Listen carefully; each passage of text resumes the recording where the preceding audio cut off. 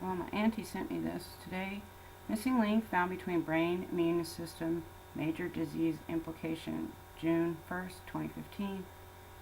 Source, University of Virginia Health System. Summary: in a stunning discovery that overturns decades of textbook teaching, researchers have determined that the brain is directly connected to the immune system by vessels previously thought not to exist. The discovery could have profound implication for diseases from autism to Alzheimer's to multiple sclerosis. Here's the graphic of the maps of the lymphatic system. The old is on the left, the updated reflects the UVA's discovery. I could have told you this without any experiments, but only I have told my doctors, but they never coincided them. This could help. In a stunning discovery that overturns decades of textbook teachings, I already read that part. Okay, instead of asking how do we study the immune response of the brain, why do multiple sclerosis patients have immune attacks? Now we can approach this mechanistically, because the brain is like every other tissue connected to the peripheral immune system through meningeal lymphatic vessels, said John Kipnis, PhD professor in the UVA Department of Neuroscience and director of UVA's Center for Brain Immunology and Gila Big. It changes the entire way we perceive the neuroimmune interaction. We always perceived it before as something esoteric that can't be studied, but now we can ask mechanistic questions.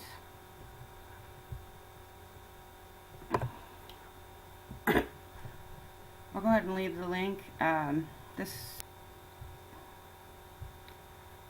reason why I'm interested in it is because narcolepsy is an immune response in the brain. We believe that for every neurological disease that has an immune component to it, these vessels may play a major role, Kipnis said. Hard to imagine that these vessels would not be involved in a neurological disease with an immune component. New discovery in human body. Kevin Lee, PhD, chairman of the UVA Department of Neuroscience, described his reaction to the discovery by Kipnis lab. The first time these guys showed me the basic result, I just said one sentence: they'll have to change the textbooks. There has never been a lymphatic system for the central nervous system, and it was very clear from the first singular observation, and they've done many studies since then to bolster the finding, that it will fundamentally change the way people look at the central nervous system's relationship with the immune system. Even Kipnis was skeptical initially. I really did not believe there are structures in the body that we are not aware of. I thought the body was mapped, he said. I thought that these discoveries ended somewhere around the middle of last century, but apparently they have not. Very well hidden. The discovery was made possible by the work of Antoine Laval, PhD, a postdoctoral fellow at Kipnis Lab. The vessels were detected after Laval developed a method to mount a mouse's meninges. The membranes covered the brain on a single slide so that they could be examined as a whole. It was fairly easy, actually, he said. There's one trick. We fix the meninges within the skull cap so that the tissue is secured in its physiological condition, and then we dissected it. If we had done it the other way around, it wouldn't have worked. After noticing vessel-like patterns in the distribution of the immune cells on his slides, he tested for lymphatic vessels, and there they were. The impossible existed. The soft-spoken Laveau recalled the moment. I called Johnny Kipnis to the microscope, and I said, I think we have something. As to how the brain's lymphatic vessels managed to escape notice all this time, Kipnis described them as very well hidden. and noted that they follow a major blood vessel down into the sinuses, an area difficult to image. It's so close to the blood vessel, you just miss it, he said, and if you don't know what you're after, you just miss it. Live imaging of these vessels was crucial to demonstrate their function, and it would not be possible without the collaboration of Taji Harris, Kipnis noted. Harris, a PhD, is an assistant professor of neuroscience and member of the Big Center.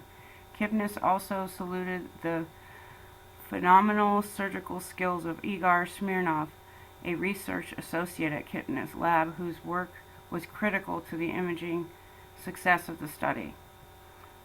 The unexpected presence of the lymphatic vessels raises a tremendous number of questions that now need answers, both about the workings of the brain and the diseases that plague it. For example, take Alzheimer's disease. In Alzheimer's, there's an accumulation of big protein chunks in the brain, Kipnis said. We think they may be accumulating in the brain because they're not being efficiently removed by these vessels. He noted that the vessels look different with age, so the role they play in aging is another avenue to explore. And there's an enormous array of other neurological diseases, from autism to multiple sclerosis, and I'm adding in narcolepsy because people don't ever always think of it as an autoimmune disease, and it is, that must be reconsidered in light of the presence of something science insisted did not exist. And there's the source. University of Virginia Health Systems, missing link found between brain and immune system, major disease.